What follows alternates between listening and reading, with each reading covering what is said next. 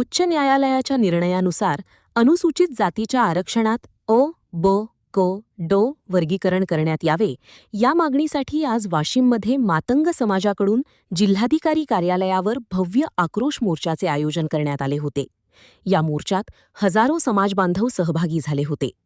यावेळी हातात फलक आणि झेंडे घेऊन कार्यकर्त्यांकडून जोरदार घोषणाबाजी करण्यात आली. न्यायालयाने 1 ऑगस्ट 2024ला संविधानाने दिलेल्या 13% आरक्षणाचं अबकडे मध्ये उपवर्गीकरण करून उपेक्षित आणि वंचित असलेल्या घटकांना न्याय दिला पाहिजे आणि तशा पद्धतीचे त्या राज्यांना सुप्रीम कोर्टाने मुभा दिलेली आहे.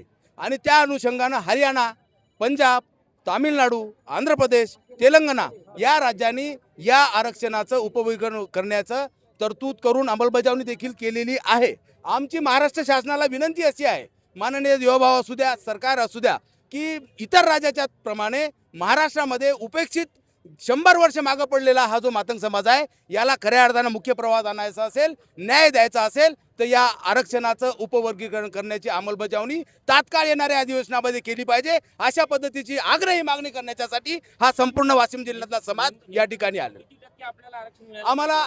आम्ही वंचित आहे. आम्ही गेल्या अनेक दिवसांपासून आम्हाला संधी मिळाली नाही. संविधानानं सांगितलेली सर्वांना समान संधी, सर्वांना समान न्याय या धर्तीवर आमचं असं म्हणणं आहे की आम्हाला संधी न मिळाल्यामुळे साधारणतः 5.5% आरक्षणाची तरतूद न्यायमूर्ती बदर समितीने देखील केलेली आहे.